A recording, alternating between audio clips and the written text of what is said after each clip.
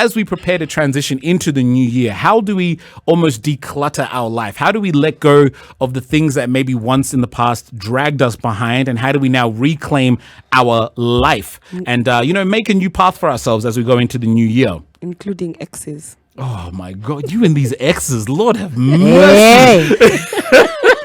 So Some of you need to let go of your exes. When you move into 2022, leave them in 2021. You have, I don't know, what word am I looking for? You've been delivered. You've moved forward. From the struggle of the exes. Oh, my goodness. We have to be friends. For what Papa says. Listen, all I want to know is, Kuriko, who hurt you? Me, I'm just thinking we have an expert. We have an expert. Today, we have to debunk all these things. Yes, we most definitely do. So firstly, welcome to the studio. Thank you so much for coming. Thank you. It is a privilege to have you here. I know that you're also a listener of the show, which for me is a great thing. I think for all of us is definitely a great thing. So first and foremost, thank you so much for making time to actually come into the studio. How are you? How was your ride getting in? Hopefully, I know Mombasa Road can be a bit funny sometimes. Yeah, there's just a bit of traffic. And of course, getting in here, I've never been here before. Oh, right. Oh, karibu. So I was wondering, these protocols that I need to follow. Do this? Yeah, standard. We don't play. We don't play. Yeah, you have to make sure that you're supposed to be here. Yeah, guys are quite serious. But thank you for having me. And sorry, I have a cold, so my voice will be just like everybody else. There's definitely something going around. True, very true. Pole. But thank you so much for coming. We're very excited to have this conversation with you, especially given your expertise and what you do. But before we actually start, for those who don't know you, please introduce yourself and tell us a little about what you do and who you are. I know that's a big question, but yes. Okay. My name is Janet KURIA. I'm in quotes years old. Yeah, I like that. Same. Very nicely done. Yeah. I'm a clinical psychologist, consultant. I have a private practice called Spring Hill Psychological Services, and I also do consultancy work at Nairobi Rakusei Mental Health Hospital. Right. Yeah. Nice. Yeah. So I guess to start off, how did this journey into being a clinical psychologist begin? Obviously, outside of going to school and studying it, what made you want to actually step into this space? Well, let me put it this way. From when, I know a lot of people say from when they were young. I can't remember from when I was young. I like being honest. Right. What I can remember is my cousin committing suicide. Right. And I can also remember years before his mother committing suicide. Wow. Really? So yes, and so by then really there wasn't much that people were talking about when it comes to mental health. And I remember at some point my cousin now, he's my first cousin, being admitted at Avenue. And by then, when he was admitted, it was because of cannabis use. Yeah, and so I mean, you could tell he has lost weight. His social life has really changed, but every one of us was looking at the cannabis use. We really were not looking at the issues that could have led to him looking for negative coping mechanisms, which were now the cannabis. And so, but then I think that really triggered me, or really it really impacted me to study psychology. However, it's something that I've always wanted, helping people in one way or the other, listening to people's issues, trying to come up with solutions. And when I joined university now, I knew for a fact I was going to study psychology and also master in psychology. Right. So I'm very passionate about mental health. Very passionate. Yeah. So I guess from your experiences, how has, let's say, maybe what you studied from an academic perspective, how does that correlate to the reality of actually helping people who struggle with like mental health issues? There's a better now understanding. Like I'm saying, when for instance, my aunt was committing suicide, and then my cousin, really there wasn't much that we knew. There was no things of maybe could be depression, or it could be cannabis use disorders, you know, or any other use of substances. That wasn't there. But then, or if it was, then I had not studied it. Let me put it that way. Yeah. And so by the time I began my it's called the degree now in psychology. Yes. It was so clear to me about the number of mental illnesses that are there, the mental disorders that are there, and the causes, you know, and also the treatment that is available. So everything now started making a lot of sense. And so for me, that sense then has really helped me also be able to help my patients, you know, and even teach them of, you know, I've also gone through whatever pain that you have gone through as a patient. So let us fight through this together, you know, and also psychoeducating them about mental illnesses and also how genetic they are. I think that's something that a lot of people don't realize, like that it can actually be passed through genetics. Yeah. That for me was a very big thing, because I just assumed that mental health was something that was psychologically based, but for it to then be connected to DNA is a very, very different thing. Oh yeah. Yeah, yesterday we were having a conversation, a very mini conversation about, you know, non-obvious signs that somebody is crying out for help. Yeah. And thank you so much for sharing about your cousin and your auntie. That's very personal. True. Suicide is not something that you really get over and deal with as the people who are waiting. So, you know, from that experience, looking back, now that, you know, you're this super amazing expert who's aware and you're constantly trying to find answers, what would you say are the non-obvious signs that your cousin showed or your auntie that was a cry for help, that if somebody actually paid attention or not, that now it makes sense are? The non-obvious signs for me, like I said, maybe I was a bit young, but what I can remember is keeping to themselves and sort of like thinking that aunt just wants to be alone, you know? Yeah. And there was this room that she used to just chill out on her own. And actually that's the room that she committed suicide in. And that's the same room that also the son now also hanged himself. So there was that. And also, let me see, for I was about to mention his name, sorry, which is okay. For Ndonye, I think it was more of, if he is abusing substances, so how are we now saying that he's unwell?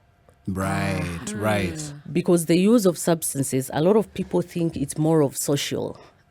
You know, that you really just want to use. But for me, the use of substances is an equal sign. There must be a 1 + 1 is equals to the use of substances, which most of the time is a coping mechanism. But this coping mechanism is not positive. It's a negative coping mechanism.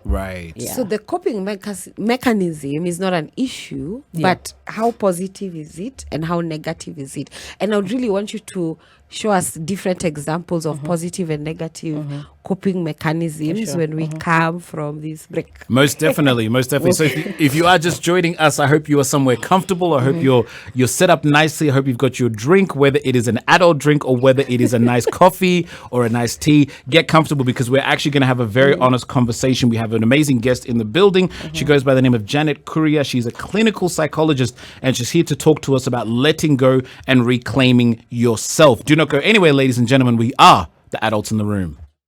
We all know Kanye West, right? And we know that after his mum passed, that he wrote an album called 808s and Heartbreaks. Yes. Right? That album, a lot of people thought, because around the time that his mum passed, he also was seeing a woman called Amber Ray.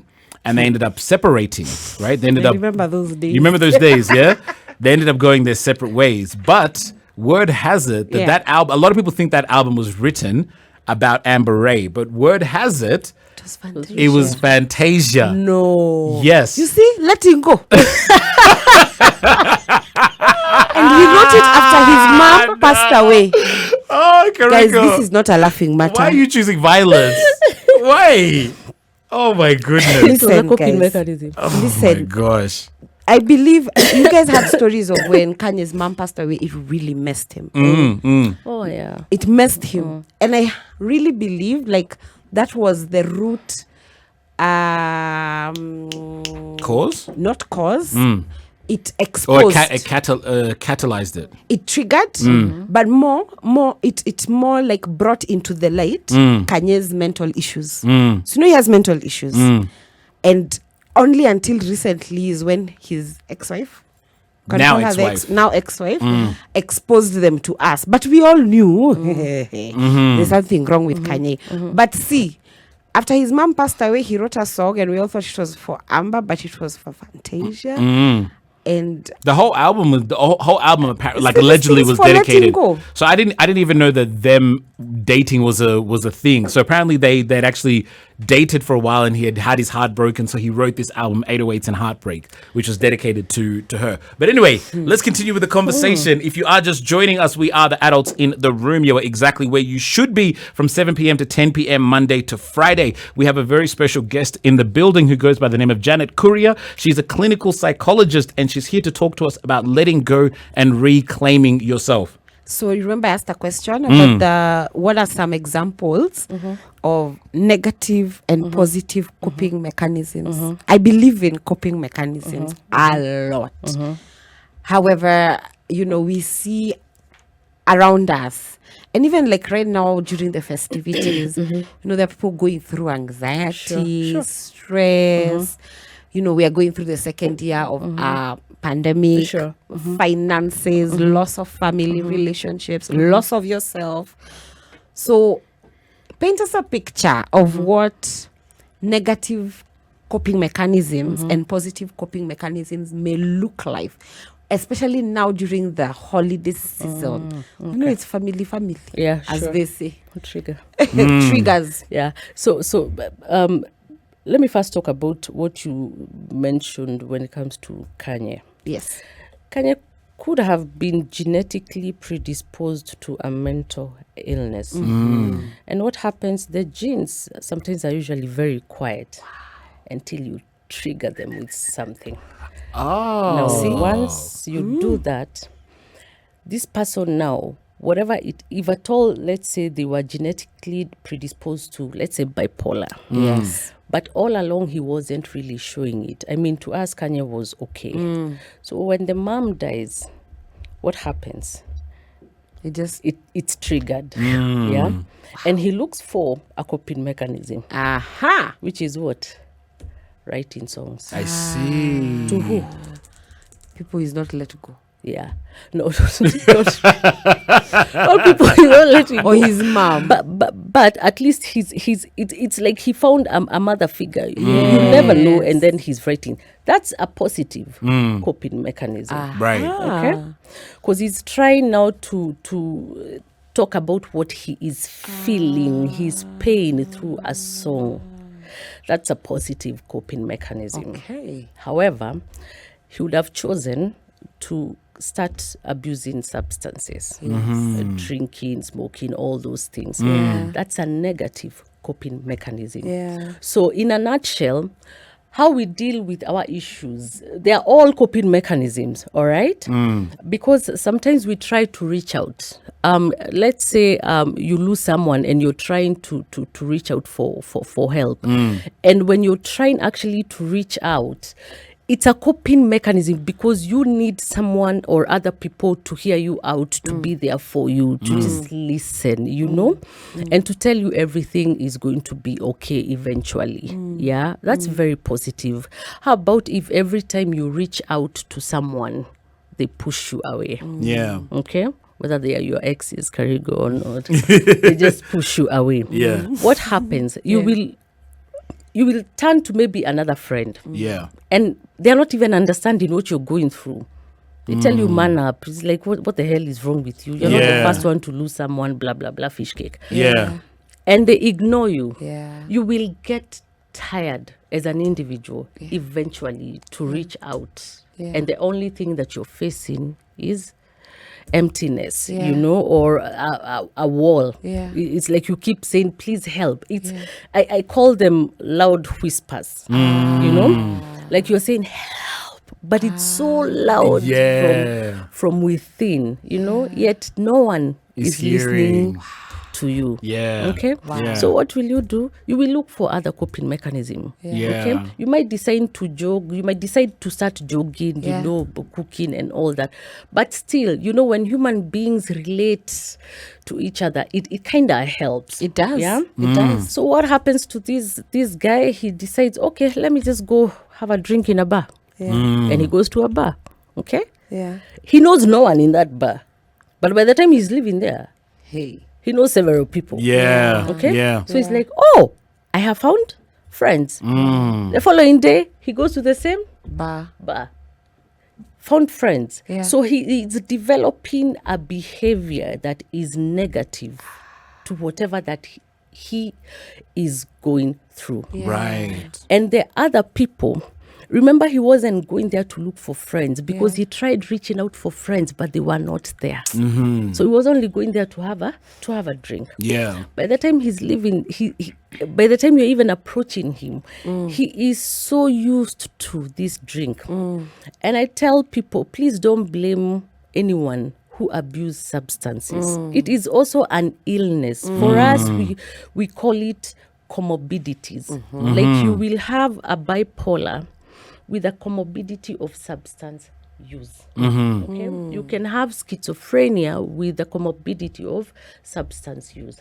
So eventually, the body now, again, the gene, if at all there was a genetic predisposition to alcoholism, this person will drink like hell. Okay? So we are looking at, they have lost someone. Yes. Okay?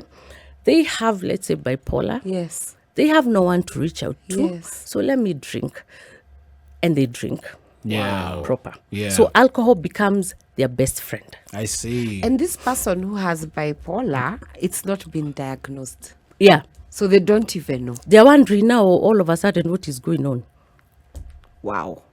Yeah, Arnold. yeah, I get what you mean. I get That's what you mean. crazy. Now, look, we do have to take another quick break in just a sec. But as we now transition into now the process of actually letting go and reclaiming yourself, I can imagine that based on your professional experience, especially given the pandemic, you've seen most likely a lot. Yeah. So despite what we have been through in the last 18 months, as we come back from this break, I'd love for us to get now into, you know, as we enter a new year, how do we prepare ourselves for the process of letting go of maybe old habits, old ideals, things of the past, so that we can now reclaim our lives and you know, and look forward and try and build something of ourselves in the new year.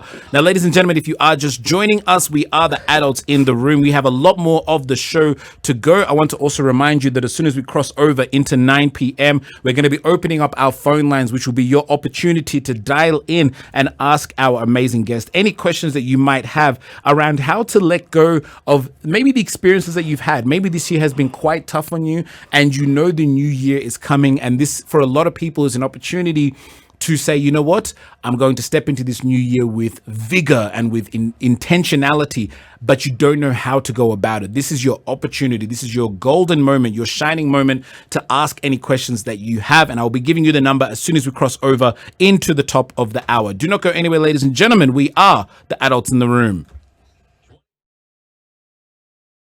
Now, if you are just joining us, we are the adults in the room. We're having a conversation about letting go and reclaiming your life for today's hot topic. We have a very special guest in the building. She goes by the name of KURIA, and she's a clinical psychologist to talk to us about how we can make steps as we go into the new year to reclaim our life and, you know, hopefully start the new year on the right foot. So I guess to start off the conversation and to really get into the meat of the matter, firstly, why is it that you think people struggle with, I guess, making change? Because, you know, a lot of the time we get to the new year, we say it's a new year, new me. We all see it.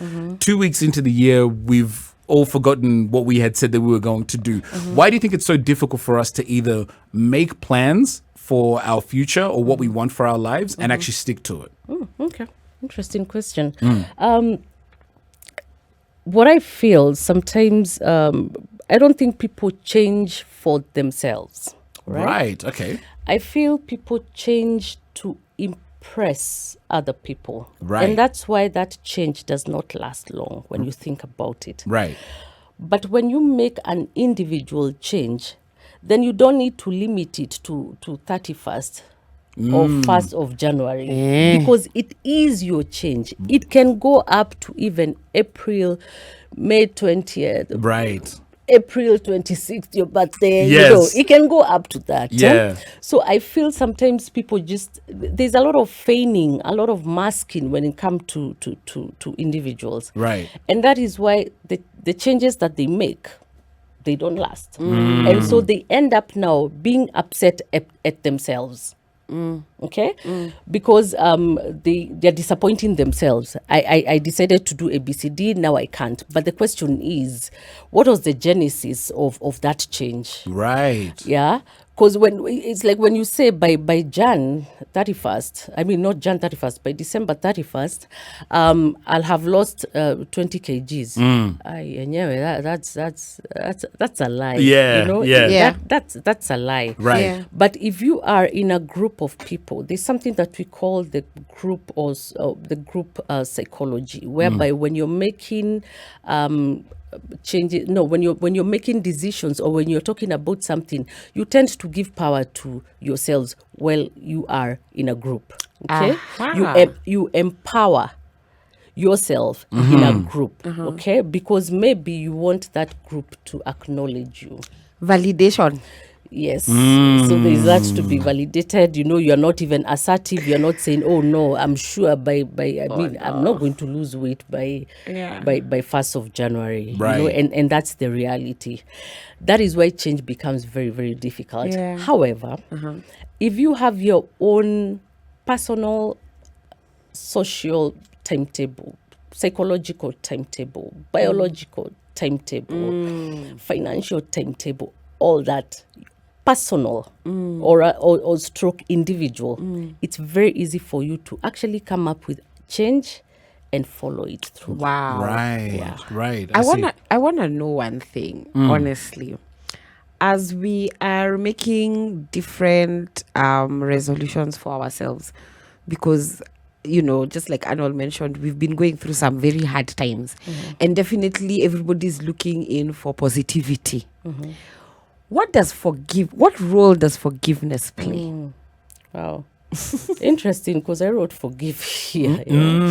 Yay! You can be an expert.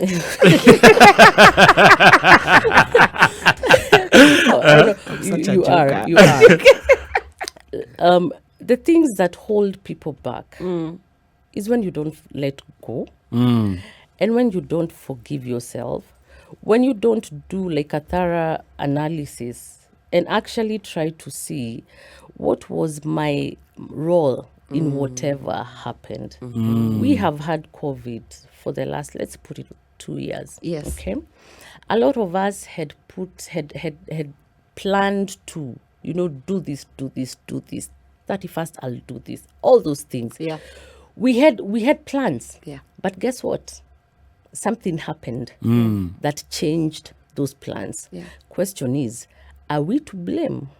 No, we are not. Yeah. And that is where now individuals, you find some of them have lost jobs. Some of them have lost their spouses. They've lost their children, And it has changed from being, let's say, up the ladder to down, Honestly, I feel that sometimes this is where now the topic comes in, where you need to reclaim, because really, you cannot blame yourself for something that only unless God comes down and tell us the reason as to why all this has been happening. Yeah, because science has tried. Now we have another variant. Yeah. As we speak. As we speak, You yeah. see, yeah, we don't know about tomorrow. Yeah. So what is it? What am I able to do? Whatever you're able to do as an individual, do it. Yeah. That makes a lot of sense. And I think you're right in saying this year has been one of those years where we've really been tested. Like you said, a lot of us have lost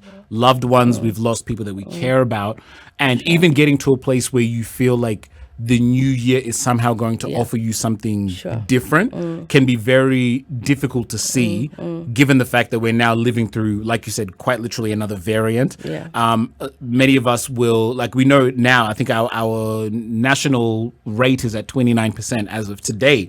So there's a lot that we have been dealing with, and there's a lot that's yet to come. So given how grim the last 18 months have looked, it can be very difficult to find some source of inspiration and some source of positivity. But I want to, as we sort of have the conversation as we transition into the next hour, I'd love for us to get more into that and actually talk about some of the things that we can do to, put ourselves in the best position possible to actually start working towards being the best versions of ourselves we can be. Now, ladies and gentlemen, it is almost top of the hour, so you know exactly what that means. Our phone lines are officially open, and as soon as we cross over into the top of the hour, if you have any questions that you would like to ask, this is your chance to do so. We're going to be opening up the phone lines, and I'm going to be giving you the number as soon as we cross over. In fact, you know what? I'm feeling generous. I'm going to give it now. The number to call is 0719 012 600. I'm going to say it again, 0719 012 600. Do not go anywhere, ladies and gentlemen. We are the Adults in the Room.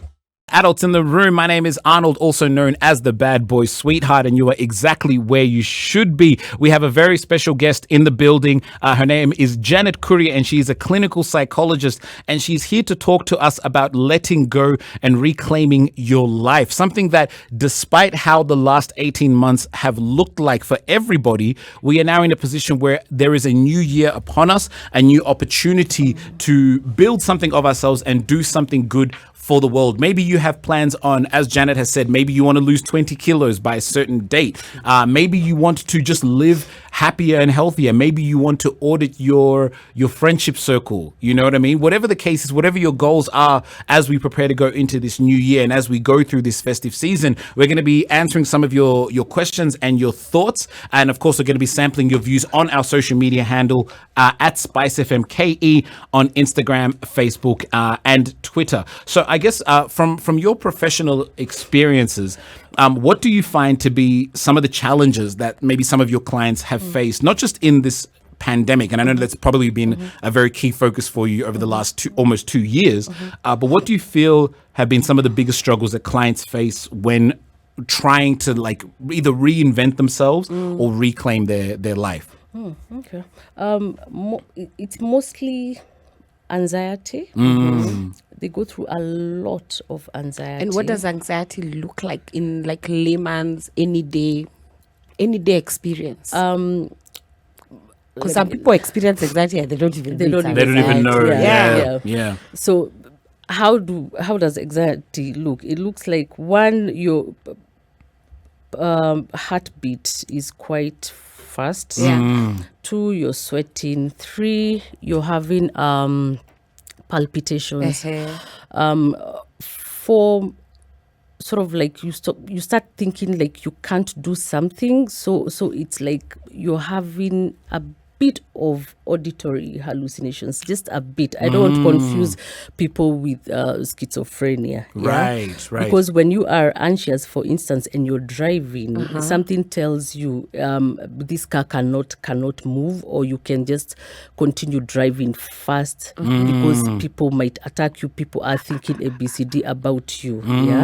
So that's really what happens with anxiety. So most of the patients, especially, let's say, assuming that they are about to be discharged from hospital, and they've been in hospital for like a month. So what happens? They are anxious how they're going to be treated by the outside world. I see. Right? And also they start doubting themselves. Will I be able to stay away from these substances? Something else, stigma, very, very critical. You know, there's a lot of even either societal stigma and also stigma stemming from the family, which ends up now having the individual going through their own personal or self-stigmatization. So mostly that's what happens. So when you're having, let's say, a patient who gets, let's say, corona, you Yes. see? Yes. So now the two becomes even Even more complicated. Even more complicated. Yeah, Wow. Yeah. That makes a lot of sense. That makes, Wow. and I think as a society, like Karigo said, a lot of the time we don't even realize that we're experiencing Yeah. what might be clinically diagnosed as True. anxiety. Yes. We might just see it as feeling a bit stressed and a Yeah, bit true. overwhelmed. Yeah. And that distinction can be very hard to diagnose, especially if we don't have the knowledge that's necessary to know what some of those Exactly. Yeah, symptoms sure. might be. Yeah. So I guess in the process of now actually saying, I've decided, you know what, I'm going to reclaim my life. I'm going to let go of the past. I'm going to make changes for my life. I guess, how does one actually get to that stage? Is it like a process of you have to have gone through a certain amount of hardship to then come to a realization that, you know what, I need to make a change? How does that process actually look from your experience? I think it's a process, you know, and even healing, whatever healing, be it physical or psychological, it's usually a process. And for that process to kickstart, there must be acceptance. Okay. So you accept and admit to yourself that this is what that has happened, and you look at the individual fault vis-a-vis the family fault and societal fault. Right. For you as an individual, if let's say you got COVID, Yes. assuming, yeah, Yes.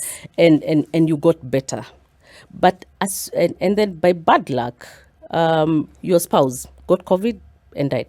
Okay. Right. You might start now blaming yourself. It will Right. hit you hard because you will think that you're the one who brought this COVID to my spouse, and that's why they died. I see. So you have to go through the grieving process, and the grieving process doesn't mean that someone must die for you to grieve. You will grieve when you lose a job. Right. You will grieve when you lose even your spouse or your children. You know, you will grieve when you lose your own self, because there is what, let's say, Karigo is known to be, and then all of a sudden we are seeing now a drastic change. Yeah. You know, either she's lost a lot of weight, she's using substances and all that. Yeah. So for her to actually say, hey, wait a minute, this is not me. Remember, it's not other people telling her. Right.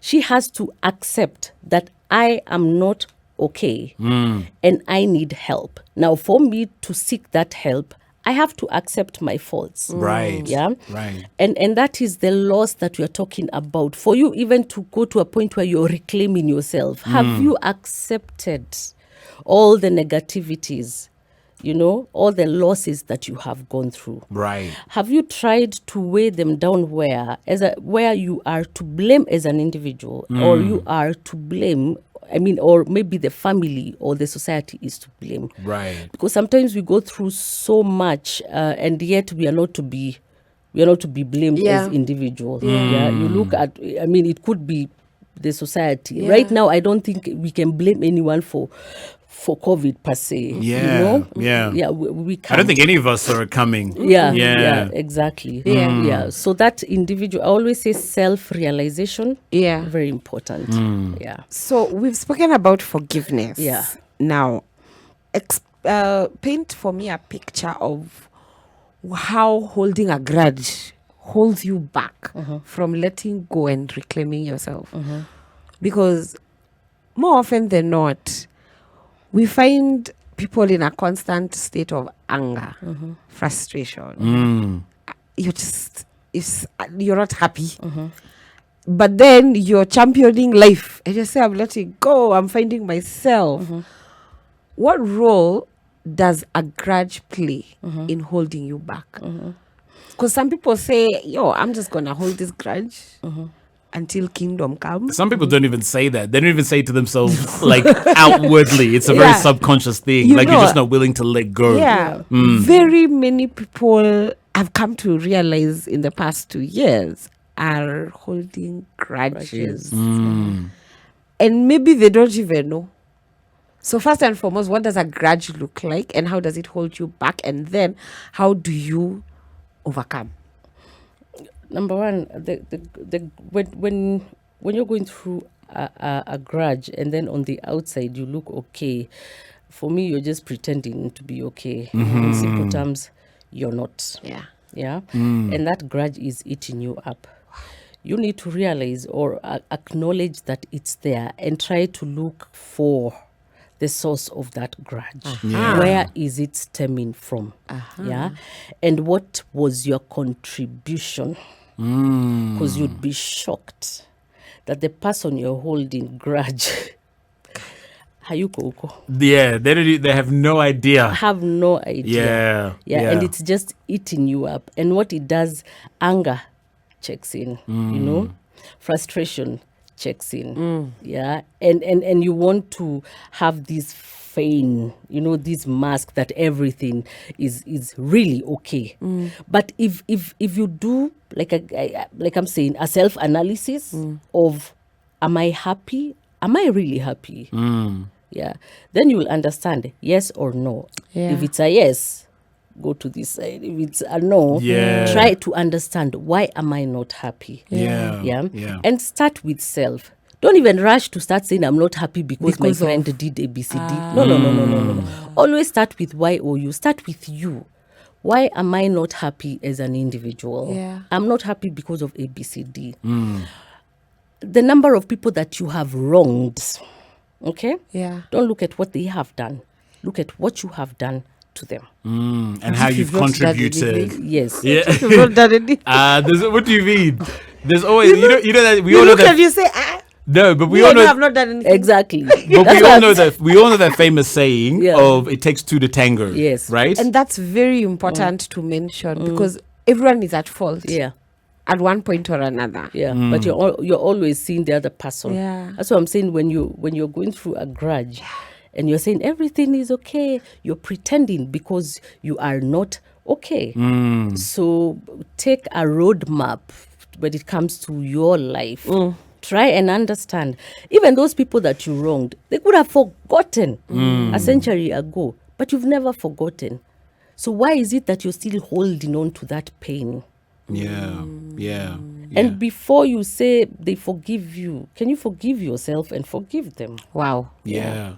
Wow. I guess why do you think forgiveness is such a difficult thing for a lot of people? Because I mean, I understand it in theory, but I think theory and practice can often be two very, very different things. Why do you think the ability to say to someone, I forgive you, is such a hard thing, knowing the fact that it takes two to tango, that there's always a if I have a beef with Karigo, there is always a contribution that I have had, despite the fact that I say it's Karigo's fault. You know what I mean? And why is it, just to add on to his question, why is it why is it not for most but some, the older you become, the difficult it is to accept I am wrong and say I'm sorry? Because I feel like forgiveness and saying the words I'm sorry, maybe they go hand in hand. But the older we become, it's so difficult, it's so hard. You know something called PRIDE? Oh, Lord. Pride and ego. Yes. Pride. Right. Pride. Wow. There's nothing that holds a person back from saying I am sorry, from acknowledging their wrongs, than pride. Pride is so intense. And no one wants to look as if they're the weaker individual. Right. None. Wow. So if I say sorry to you, it kind of looks like I have swallowed my pride. And I don't want to swallow my pride. I want you to swallow your pride first. And you're not swallowing your pride. It's like you be the first one to apologize. What is that thing, Janet? What makes people become that prideful to a point that even they would rather, there are people who, I hear stories, even people have died. Before you've had a chance You've had a chance. And you're like, no, I'm not going to say. And then now you're attending their funeral. And they're your sibling. They're your aunt. Yeah, true. They're your child. They're your parent. What is that thing? I What mean, is no one it? wants to look as if they're the weaker person. It's just that. Yeah. It's just pride, by the way. And pride is if pride is equivalent is given the weight from weakness. So if you're giving pride, it means you're strong. If you're swallowing your pride, it means you're weak. Yes. But you know, the irony, sad. the irony of that though is I feel most of the time, if I'm willing to admit fault, if I'm willing to say, I'm sorry, I can see how my actions have hurt you. Yes. If anything, that communicates a much stronger sense of Exactly. self, Yes. you know, Yeah. than anything else. Yeah. Yeah. I feel like I don't know. Do you think pride is stemmed to some mental issues here and there? I mean, it's just generally the way human beings are. It has to do with our upbringing, the environment from home, environment at school, environment in the society, you know, the kind of person that you are brought up to be from home. Because what I see from home is what impacts me. Right. So by the time I'm walking outside that door to the world, I'll have carried something. Even in your 50s, you're still seeing that you can't say I'm sorry because of this is what you Now grew up they have seeing. grown, they know everything. I was gonna say, I feel like if anything, by the Yeah. time you're getting in your older age, Yeah. you're a lot more stuck in your ways. Exactly. You know what I mean? You're a lot more stuck in your ways. Sad. It is sad. Yeah, it is. Anyway, listen, we do have to take another quick break. But ladies and gentlemen, as the show goes on, we are going to be taking your calls. The number to call is 0719 012 600. Of course, we want to make sure that you get all the value that you can from our guest, who is Janet KURIA. She is a clinical psychologist, and she's here to talk to us about letting go and reclaiming yourself. We're about to enter a whole new year, and I'm very excited for not just for what this new year will bring for all of us, but more importantly, what this year will bring for you if you do take the right kind of steps to ensure that you can go into the new year and reclaim yourself and enter the new year with a new me. Ladies and gentlemen, we are the adults in the room. Don't go anywhere. Alive, and you are here on this earth and you are listening to us, there is always an opportunity to start afresh. And that is the conversation that we're having for today's hot topic. We're talking about how to let go and reclaim your life. We have a very special guest in the building. She goes by Janet KURIA. She is a clinical psychologist, and she's here shedding some light and some information and some positivity on how we can go into the new year with vigor and with intentionality. So to continue the conversation, before we actually get into even some of the comments that we're seeing on social media, I'd like to ask from your professional experience, what are some of the things that you find actually hold people back from being their best self? Because we all strive to be the best version of ourselves, but maybe we're dealing with mental health issues, we're dealing with social issues, we're dealing with family issues. What are some of those things from your experiences that you find actually stop people from really being their best self? Actually, you've asked and kind answered of right the question. So from an individual point of view, your belief, do you believe in yourself? Is there self-doubt? Do you feel hopeless or worthless? Do others believe in you? So that means it's like a catalyst from the outside world towards now you. Does your family again believe in you? Right? Again, is there any form of illness, be it physical, be it psychological? All right. So if there's a physical illness, definitely it tends to weigh us down. And it also, when you're physically unwell, chances of you becoming psychologically unwell are very high. Right. Because you will start becoming so stressed up and depressed because of this illness, the physical now illness.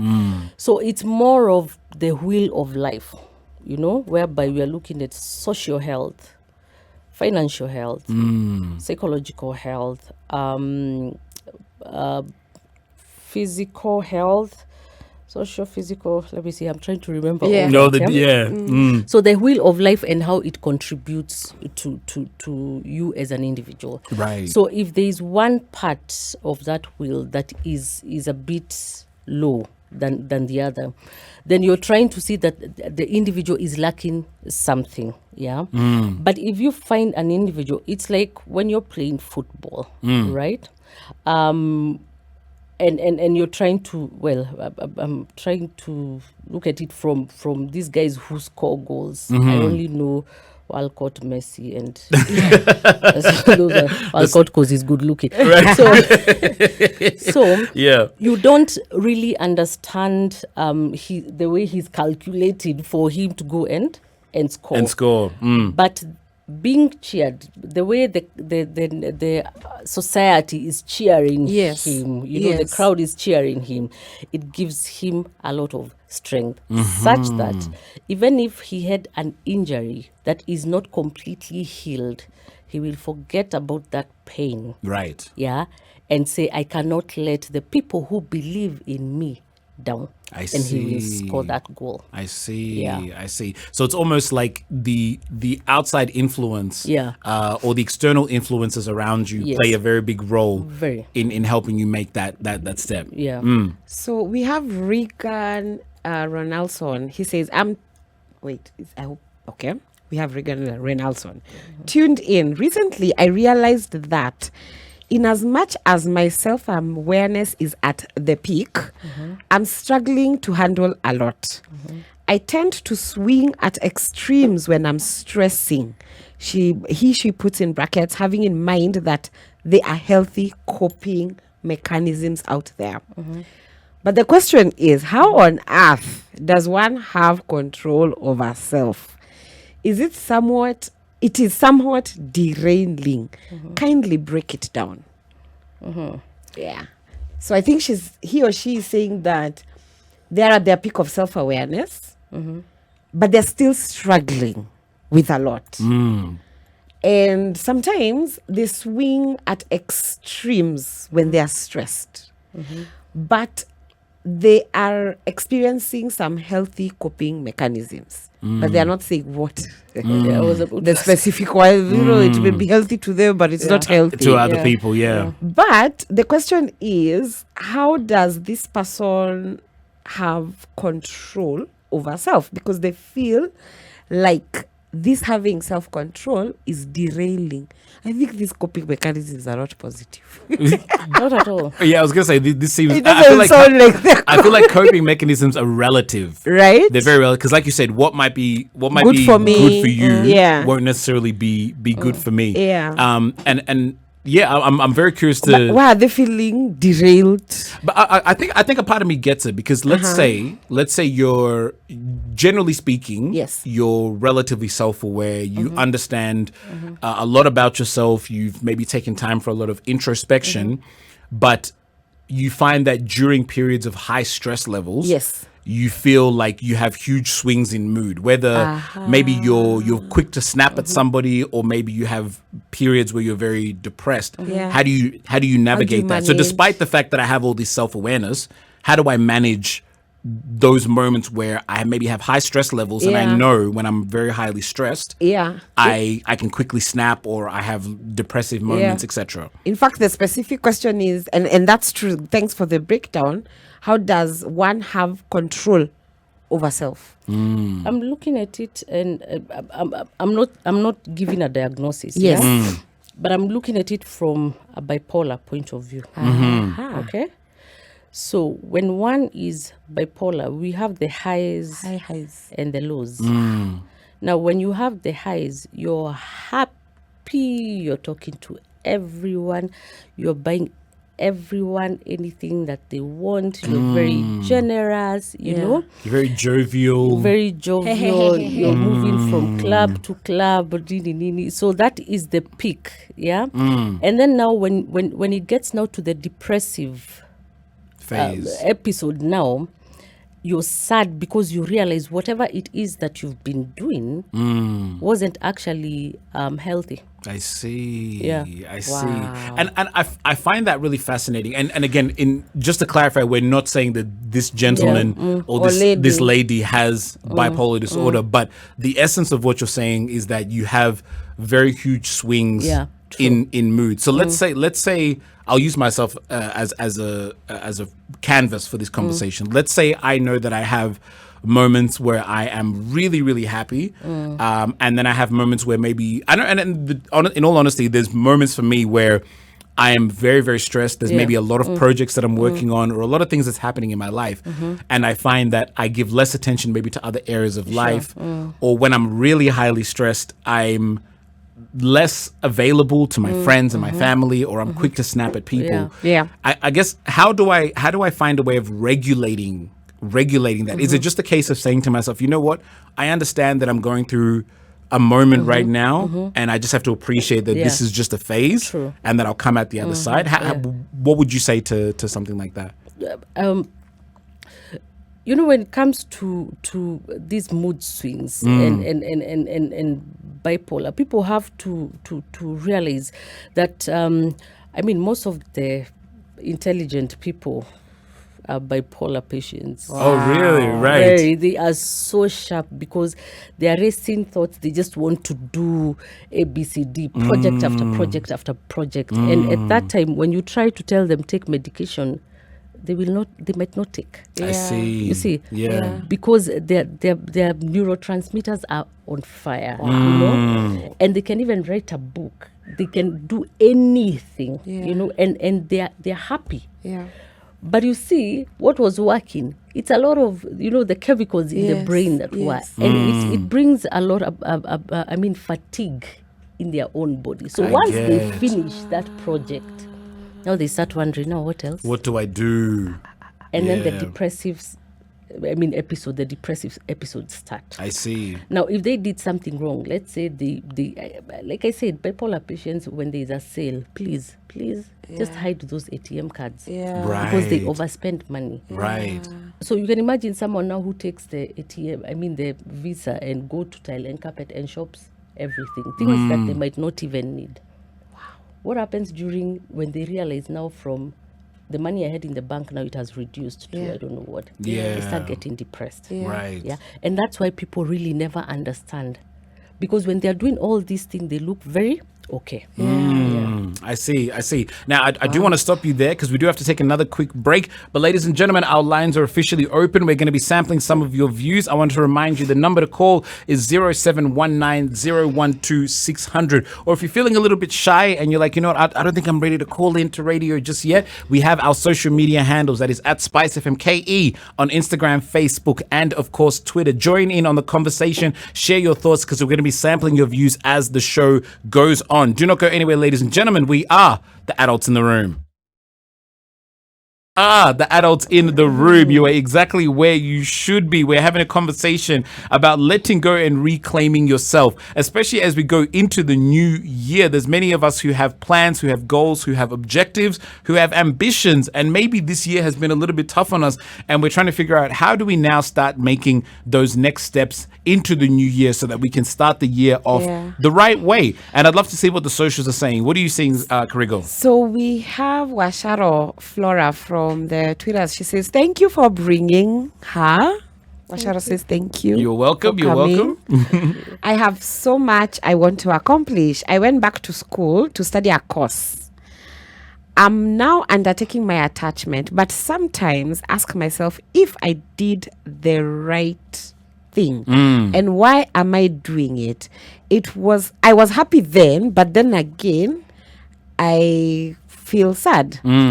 One question I want to ask in support with this question from Flora is how does the role of self-doubt play in letting go and reclaiming yourself? Because the past 2 years have been a roller coaster for everybody in the world. And more often than not, we will doubt ourselves. Yeah, sure. how does self-doubt look like? What role does it play? And how do we overcome it every day? Because I believe it's an everyday practice. Okay. So when you're having self-doubt, one, you don't believe in your own abilities. Yeah. And once, and you also lack the self-confidence. Remember, what I'm highlighting here is self. Right. So when you don't have self-confidence and you don't believe in your own abilities, even the outside world that could have corrected you, yeah, or the outside world that could have believed in you, it doesn't really like plays such a significant role. Why am I saying that? You see, if you believe, like Karigo, if you believe what you do, Yes. and you have a lot of confidence in what you do, okay, it means that it doesn't really matter what other people will say. Right. It also means that even if they criticize you, it will be up to you to sieve the positive criticism Yes. or the negative criticism. Yes. But if you lack the confidence and you lack that ability to just say, whatever I'm doing, I am giving it my all, and my all means my mind, physical, everything is my all. So this criticism I am getting, I will analyze it, and I will pick what helps me. Right. All right. What happens if you don't believe in yourself? You will actually look at all that criticism as negative from the outside world. Right. So it plays a significant role that at the end of the day, you have to believe in yourself. It doesn't really have to be 100%. Yeah. But whatever it is that you're doing, are you happy about it? Is it even bringing a smile to your face? Are you doing it for you or for your family, for your parents, for, the outside world? Yeah. Because I believe if you do something for you, you'll be Yeah. like Karigo, who says, I will not give you salt because it is midnight. Yeah, you say. Thank you, Janet. Thank you. Yes, I agree. This salt store is still here 1 week later. Until I bring for you the one for 11 bob. So I want to piggyback off that question, because I know, and I'll use myself as an example. When I was, and I don't know how old her name was Flora. Is that correct? Yeah. Flora. I don't know how old she is, and I also don't think age really matters that much when it comes to this question. But I know for me, when I was quite young, let's say I was in maybe my first year of university, I didn't know that what I was doing at that time was not going to be what I was going to do many years later. It took a lot of, I guess, experimenting and trying different things. But I know there's a lot of people who maybe have gone into, let's say, academics, or maybe into a career, or maybe even into a relationship, which they thought, this is it. Yeah. This is what I want to do with my life. This is who I want to be with. But then time passes, and you come to certain realizations that this may not be what I want. Yeah.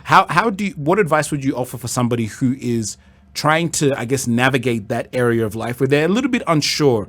Is this the right career for me? Is this the right job for me? Is this the right relationship for me?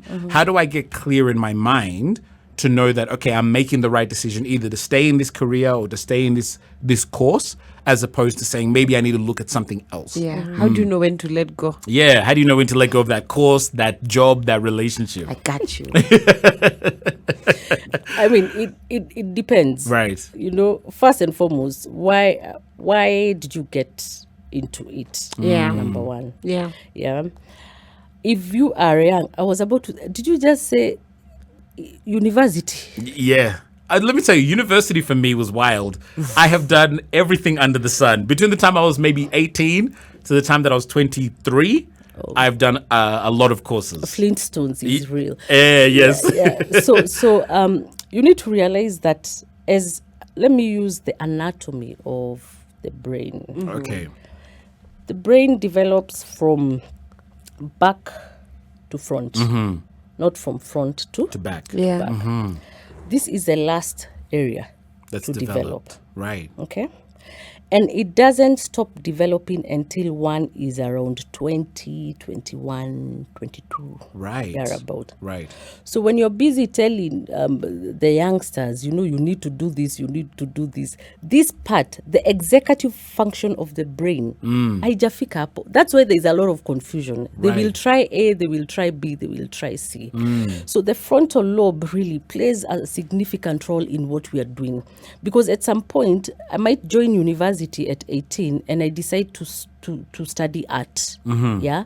And then I realize, because now I'm aware, I'm thinking straight. I'm no longer like partying and stuff. Yeah. There's a lot of meaning when it comes to life. Yes. So what is it that I need to do? And I realize, this art is not going to help me. I see. That is not something that your parents are forcing you to actually decide. Right. It's up to you. Right. But we have cases where a parent has to say, if I was a doctor, you have to be a doctor. So what happens true. to the kids? They will say, it's okay, I will do it for you. Yeah. But at the right time, I will do what I want to.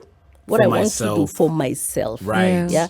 That is very important. It's always good to let kids, analyze the life of your kid, and you will know what they would want to be. Right. Yeah. Right. Wow. Right. Yeah. I mean, I know. For me, I think that's very much the case, because I think if I think back to what I was studying at 18, it's wildly different to what I ended up doing and what I ended up graduating in, and even what I graduated in is not what I'm doing now. Yeah. I graduated with a degree in commerce, and I majored in human resource management. What? I- HR. Imagine. No, you'd have been our HR. You never know. I may have come home and I may have actually been the HR for this company. You never know. So I do agree. I think there's probably certain phases of life that you just have to go through, and you have to let not only the body on a scientific level, but also on a psychological level, Yeah, true. develop to a point where you can now make decisions for your life. Yeah. Yes. Ladies and gentlemen, we do want to take another quick break, but of course we got some more Christmas spirit music to keep you company while we are on this break.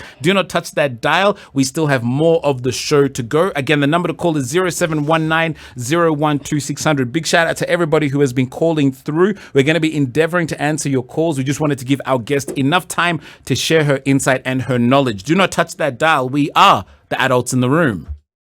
The number to call is 0719 012 600. What are you seeing on the socials, Karigo? By the way,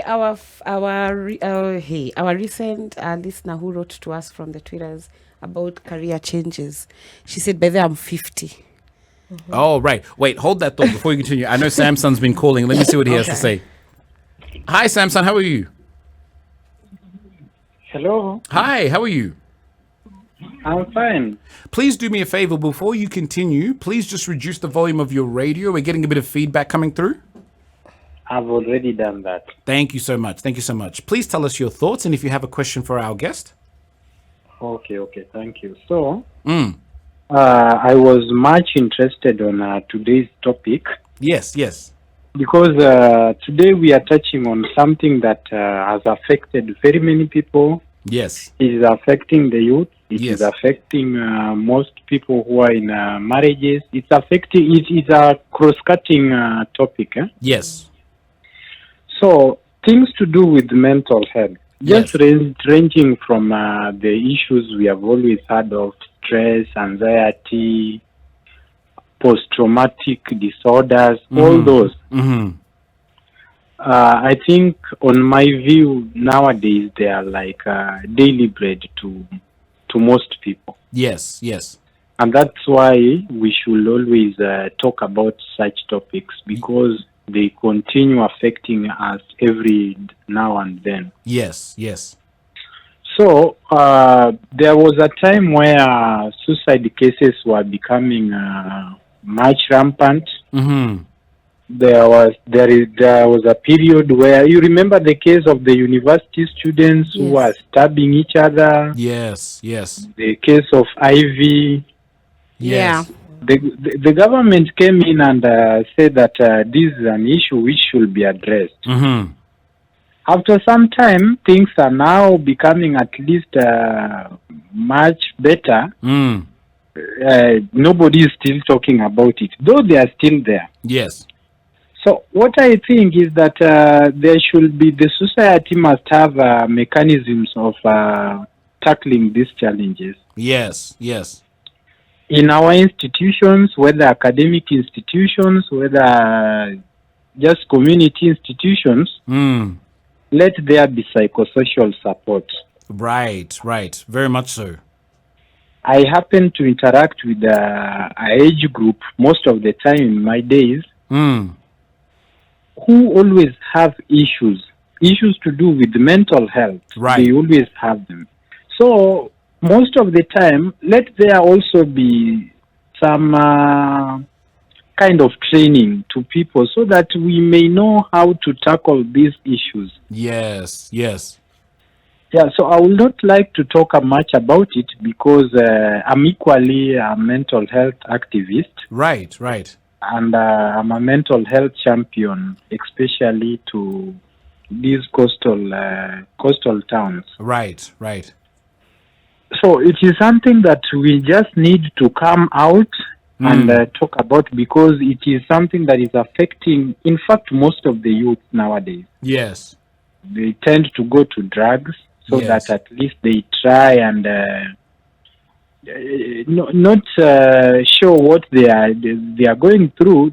So they end up doing things which will try to make them not be seen as if they are going through something. Yes. Yeah. So once again, I would like to congratulate you for this. Thank you so much. Yeah. Yes, and I think the more we can have conversations like this, the more that we can grow as a society. Exactly. Yes. Thank you so So much for sharing that. let's continue championing. Yes, most definitely. That is the hope of the adults in the room, to be able to have adult conversations. Thank you so much. Can you pass my greetings to Karigo? Yes. Hi, how are you? Merry Christmas. I'm fine. Merry Christmas to you. Yes. Thank you so much, Samsung, and I hope you have yourself a good Christmas. Thank you so much. Take care. Yes, I do agree with what Samsung is saying. I think the more we can have conversations like this, the more we can actually start to help each other as a society. So we have Joe Getonga. He has a question to ask. He says, tuned in from Nakuru City. I've been avoiding my friends and nowadays even staying with my siblings. I can't because some are disrespectful. And when you confront your parents, they tell you one of you will go away from that home. I've been seeing what's happening in the country and I don't want to do anything bad. Nikikasirika, don't know how to control myself. So I just go away to avoid bad things to happen. What should I do? I had my job, but it was ruined by my family members. Is it right for me to just untrust them and have my own life and forget them? Please help me. And he's saying, I really need some encouragement during this season. Yeah. What's his name again? His name is Joe Getonga. Okay. In 1 minute. Ama, let's. Okay. Yes. How can we? I think he needs to seek help. Or can he reach out to you? Yeah, like on a serious note, he Yes. needs to seek help. Yes, Good. yes. Yeah. So I guess for someone like him who might need access to services, please feel free to let us know what might be available either from yourself or from our society as a general when it comes to seeking help. Okay. So people can either reach out to me or to the hospital. I also give phone therapy sessions. Right, okay. For those who are not in Nairobi. Those who are in Nairobi can come to Nairobi Rakuse Mental Health Hospital, which is in Karen. Right, okay. Yeah. Alternatively, when they feel like a job, he can always contact me and I'll call him and we can talk. Have a conversation. Yeah. Fantastic. Do you feel comfortable sharing any contact information where someone can reach out to you? Yeah, sure. Please feel free. 0743 710 120. For Joe Gitonga, say it again kindly. 0743 710 120. Okay, fantastic. Well, it's been an absolute pleasure having you on the show. Thank you so much for making time. I know this is sort of one of those seasons where people tend to travel. Yeah, they tend to, it can be hard to catch people in the city during these festive seasons. So we really appreciate you making time to come in and share your insight. It's been very knowledgeable, and I can see from the socials and from all the calls we've been getting, people definitely do need this advice, and we really thank you for making time. Do you have any last comments that we can read before we go on off for today? We have we have so many comments, but just to, in the spirit of final remarks. Yeah. TJ Apache from the Twitters, he says, good night to you all. The show was lit. Thank you. Arnold Francis, back to life resemblance. This person is obsessed with you. Well, they're obsessed with you. I think You're at this fan. point, I'm a save it for next Halloween. Right? I'll come dressed as him for sure. Anyway, ladies and gentlemen, first and foremost, we want to thank you so much for taking time out of your busy schedules, especially during this festive season, to tune into the adults in the room. It is an absolute blessing and a privilege and an honor to have you here. From everybody here at SpiceFM, we bid you good night, and we shall see you tomorrow from 7 p.m. Take care, ladies and gentlemen. Good night. Spice.